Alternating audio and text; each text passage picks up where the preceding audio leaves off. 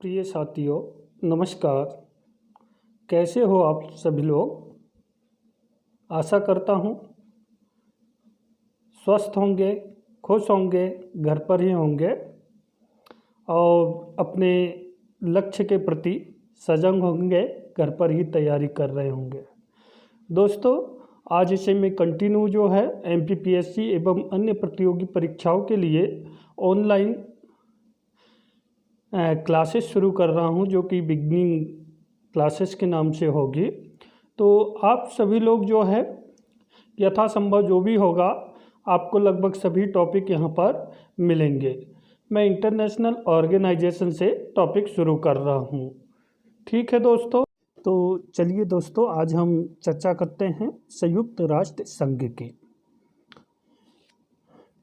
United nation organisation, इसकी स्थापना हुई थी 24 अक्टूबर 1945 को। कब हुई थी? 24 अक्टूबर 1945 को हुई थी। इसका मुख्यालय जो है न्यूयॉर्क में है, मैनहट्टन द्वीप न्यूयॉर्क में है। इसके वर्तमान जो अध्यक्ष है वो एंटोनियो गुटेरेस हैं। इसकी जो आधिकारिक भाषाएं हैं अरबी है, चीनी है, अंग्रेजी, फ्रांसीसी, स्पेनिश और रूसी है। लेकिन दोस्तों ध्यान रखना है आपको कि इसकी जो मुख्य कार्यकारी भाषा है वो केवल अंग्रेजी और फ्रेंच ही है। अंग्रेजी और फ्रेंच ही है।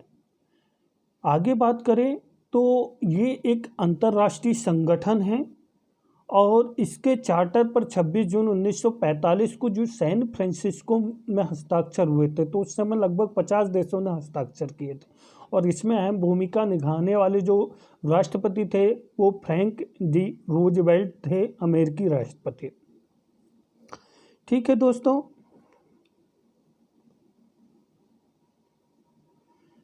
इसमें इसके जो है अभी 193 सदस्य हैं। ये बान की मून, ध्यान रखिएगा, बान की मून नहीं है, एंटोनियो गुटेरेस हैं। बान की मून इससे पहले थे।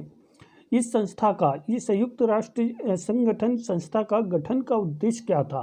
तो इसका महत्वपूर्ण उद्देश्य था कि हम अंतर्राष्ट्रीय शांति सुरक्षा स्थापित कर सकें, समावेशी सामाजिक आर्थिक विकास कर सकें, एक दूसरे सदस्य राष्ट्रों की संप्रभुता का हम सम्मान कर सकें, मानवाधिकारों की रक्षा कर सकें, लोगों की जीवन स्तर में हम सुधार लाएं। तो इसके लिए जो है किसकी स्थापना हुई थी? संयुक्त राष्ट्र संघ की स्थापना हुई थी।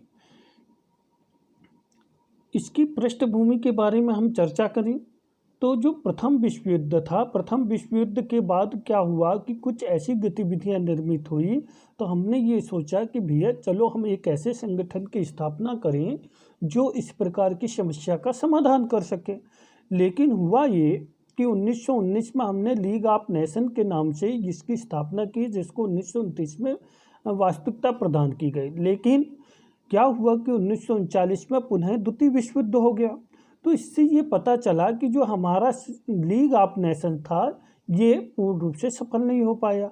जब 1945 में द्वितीय विश्व युद्ध की समाप्ति हुई तो जो मित्र राष्ट्र थे और धुरी राष्ट्र, तो जो मित्र राष्ट्र, जो विजित राष्ट्र थे, उन्होंने सोचा कि हम एक ऐसे संगठन की स्थापना करें जो भविष्य में इस प्रकार के युद्ध को रोक सके, जो विश्व का कल्याण कर सके, शांति सुरक्षा स्थापित कर सके।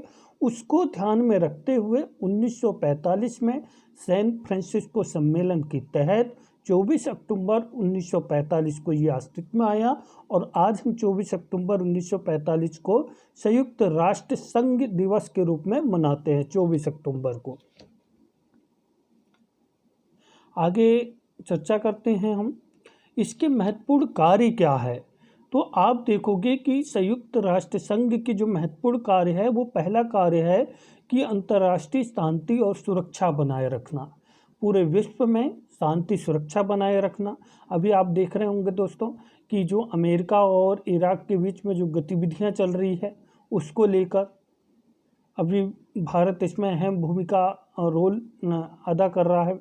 मानवाधिकारों की सुरक्षा करना, मानवीय सहायता प्रदान करना, जैसे कई प्रकार की आपदाएं होती है, भूकंप, सुनामी, आतंकवादी गतिविधियां, तो इस प्रकार में इसमें जो है मानवीय सहयोग प्रदान करना, सतत विकास को प्रोत्साहित करना, अंतर्राष्ट्रीय कानून को बढ़ावा देना, ये इसके महत्वपूर्ण कार्य है।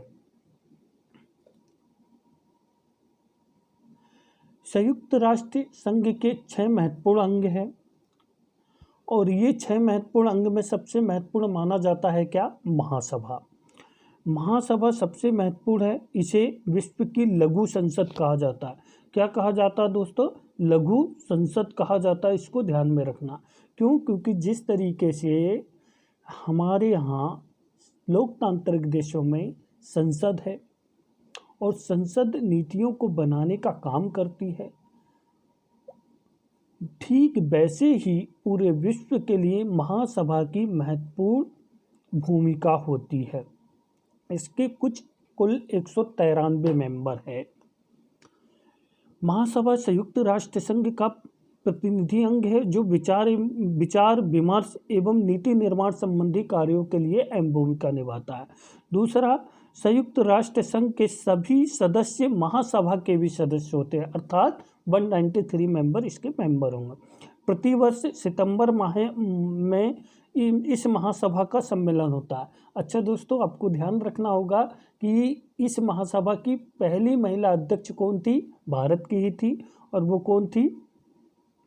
एम विजय लक्ष्मी पंडित ना। महासभा में अंतर्राष्ट्रीय शांति, सुरक्षा, नए सदस्यों के आगमन एवं बजट इत्यादि पर बहुमत से निर्णय होता है। ठीक है।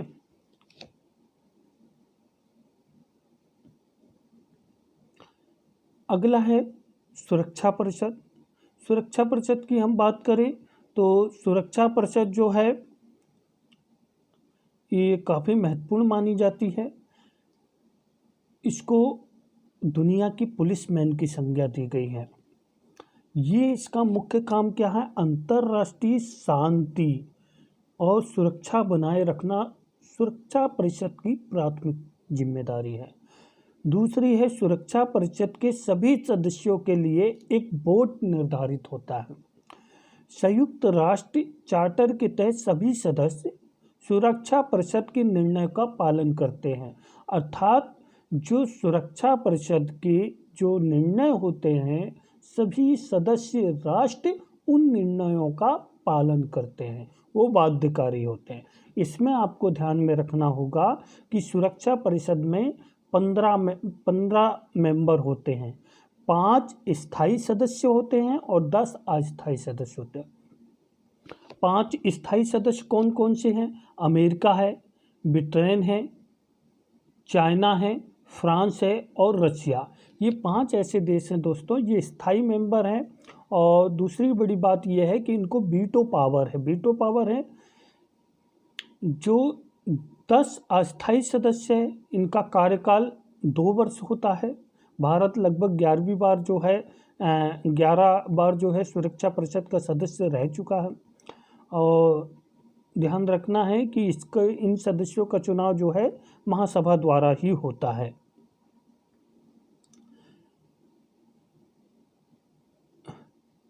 देखिए, ये चीन, रूस, फ्रांस, यूके, यूएसए को स्थायी सदस्य का विशेष दर्जा प्राप्त है। इसके तहत इन्हें कौन सा वीटो पावर है।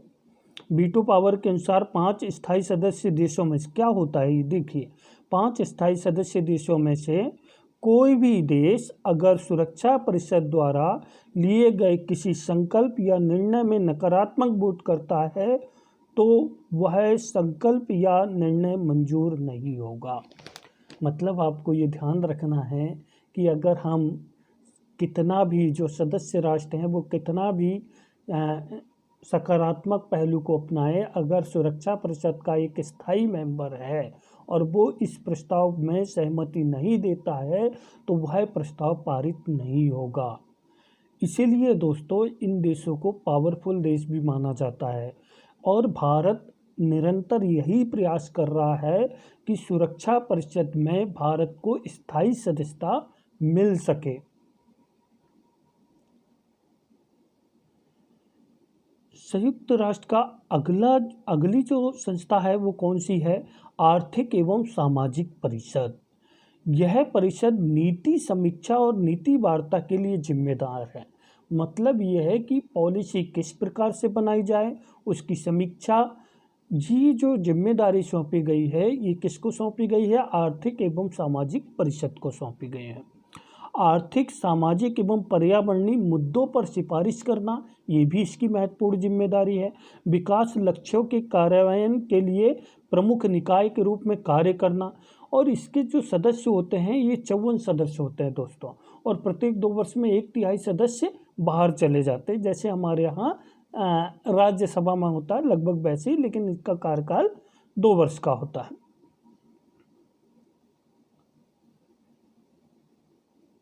आगे हम बात करें तो देखिए, सतत विकास पर विचार के लिए है केंद्रीय मंच है, जैसे कि हमारे यहाँ नीति आयोग की एक बहुत बड़ी जिम्मेदारी सौंपी गई, इसको थिंक टैंक की संज्ञा दी गई है। ठीक वैसे ही वैश्विक स्तर पर हम बात करें तो सतत विकास पर विचार के लिए एक महत्वपूर्ण अंग माना जाता है। यह एक स्थायी संस्था है, परंतु इसके 1/3 सदस्य प्रति वर्ष मुक्त होते हैं। सॉरी दोस्तों, मैंने शायद 2 वर्ष कह दिया था, यहाँ 1 वर्ष, प्रति वर्ष जो है 1/3 सदस्य बाहर जाते हैं, नए सदस्य जाते हैं। यह परिषद अपना कार्य विभिन्न प्रकार के आयोगों, स्थायी समितियों तथा विशेष संस्थाओं के माध्यम से पूरा करती है।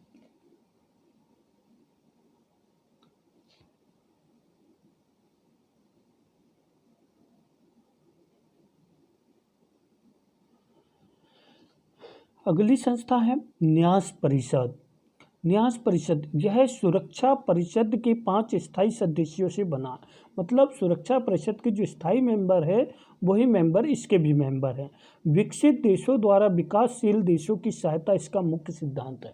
मतलब ये क्या काम करती है कि जो डेवलप कंट्री है वो डेवलपिंग कंट्री की हेल्प करेगी, उनकी सहायता करेगी। ठीक है, इस सिद्धांत पर ये कार्य करती है। परिषद का कार्य था ट्रस्टीशिप सिस्टम के तहत आने वाले ट्रस्ट क्षेत्रों के प्रशासन की निगरानी करना। ये न्यास परिषद का प्रमुख कार्य है।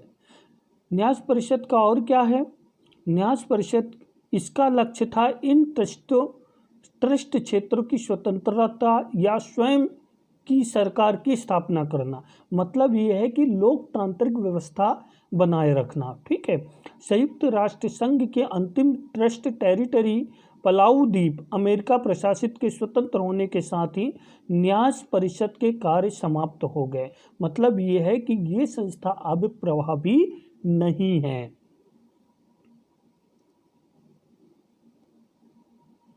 अगला है अंतर्राष्ट्रीय न्यायालय। अंतर्राष्ट्रीय न्यायालय ये संयुक्त राष्ट्र संघ की एक प्रमुख न्यायिक संस्था है। इसमें कुल कितने 15 न्यायाधीश होते हैं, जिनका कार्यकाल 9 वर्ष होता है। कितना होता है? 9 वर्ष होता है। और प्रत्येक 5 वर्ष में 1/3 सदस्य बाहर चले जाते हैं। आपको पता होगा कि अभी वर्तमान में भारत की ओर से दलबीर भंडारी जी ये अंतर्राष्ट्रीय न्यायालय में न्यायाधीश हैं। इससे पहले नागेंद्र सिंह भी रह चुके हैं। इसका जो मुख्यालय है ये कहाँ पर है? The Hague, Netherland. आपको ये ध्यान रखना होगा दोस्तों कि संयुक्त राष्ट्र संघ और उसके जो भी अनुषंगीय शाखाएं हैं उन सबके मुख्यालय कहाँ पर है? न्यूयॉर्क में है। कहाँ पर है? न्यूयॉर्क में है। किंतु जो अंतर्राष्ट्रीय न्यायालय है इसका मुख्यालय कहाँ पर है? द हेग, नीदरलैंड में। यहाँ से काफ़ी प्रश्न बनते हैं।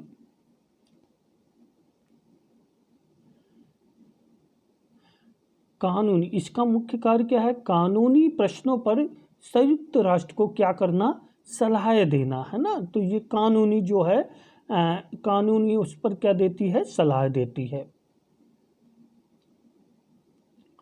सचिवालय, ये दोस्तों ये संयुक्त राष्ट्र संघ की प्रमुख प्रशासनिक इकाई होती है। यह संयुक्त राष्ट्र संघ क्या कार्य कर रहा है, कैसे कार्य कर रहा है, उस कार्य में क्या डिसीजन लिए जाएंगे उन सबकी प्रशासनिक रूप से ये रिपोर्ट तैयार करता है और इसका प्रमुख होता है कौन? महासचिव होता है। कौन होता है? महासचिव। और ये महासचिव की नियुक्ति जो है 5 वर्ष की अवधि के लिए होता है। महासचिव संगठन का मुख्य प्रशासनिक अधिकारी होता है। जैसे हमारे यहाँ भारत सरकार का प्रमुख प्रशासनिक अधिकारी कौन है? जो कैबिनेट सचिव होता है वही, ठीक है। वैसे ही सचिवालय, और ये पूरा प्रशासनिक कार्य देखता है। अब कुछ अन्य प्रश्न और आपको ध्यान में रखना है दोस्तों, जो कभी कभी प्रश्न पूछे जाते हैं प्री एग्जाम में, वो ये है कि भारत के संदर्भ में। तो आपको ध्यान में रखना है कि भारत जो है यूएनओ का कौन सा सदस्य रहा है? संस्थापक सदस्य रहा है। दूसरी चीज़, भारत की प्रथम महिला जो श्रीमती विजय लक्ष्मी पंडित थी, वो यूएन महासभा की अध्यक्ष रही है। यूएन महासभा को हिंदी में संबोधित करने वाले प्रथम व्यक्ति कौन थे? अटल बिहारी वाजपेयी जी, है ना। ये भारत के महत्वपूर्ण जो है विशुद्ध रूप से गैर कांग्रेसी जो है प्राइम मिनिस्टर भी रहे हैं भारत के।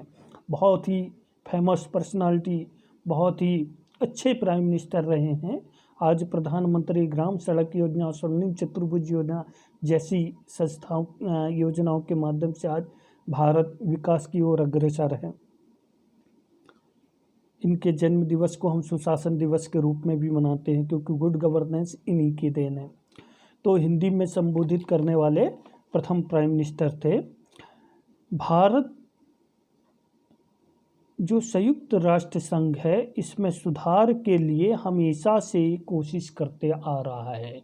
भारत का कहना पड़ रहा है कि भैया इसकी स्थापना हुई थी 1945 में, और तब से लेकर अभी तक काफ़ी परिवर्तन हो चुका है, और समय के अनुकूल अब इसमें क्या किया जाना चाहिए? सुधार किया जाना चाहिए। और वो पहला सुधार क्या है कि इसकी स्थायी सदस्यता को लेकर है, सुरक्षा परिषद की स्थायी सदस्यता को लेकर है। अर्थात सदस्य की संख्या बढ़ाई जानी चाहिए, जिसमें भारत स्वयं ही चाहता है कि मुझे इसमें जो है परमानेंट मेंबरशिप मिल जाए। और निश्चित रूप से दोस्तों, यदि हम भारत को इसमें परमानेंट मेंबरशिप मिलती है तो भारत निश्चित रूप से विश्व गुरु बनेगा, विश्व महाशक्ति बनेगा। वर्तमान परिस्थिति में भारत हिंदी भाषा को, चूँकि हिंदी आपको पता होगा विश्व की ये तीसरी बड़ी भाषा है जो सर्वाधिक बोली जाती है, और भारत के साथ साथ ये अन्य देशों में भी बोली जाती है।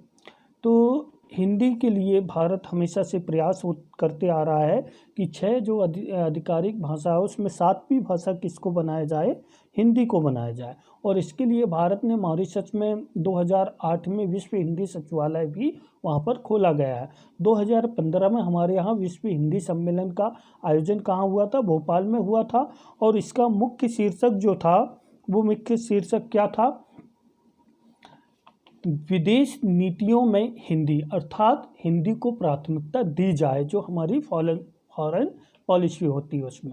दूसरी महत्वपूर्ण उपलब्धि क्या रही है? 21 जून को क्या है दोस्तों? क्या मनाया जाता है 21 जून को?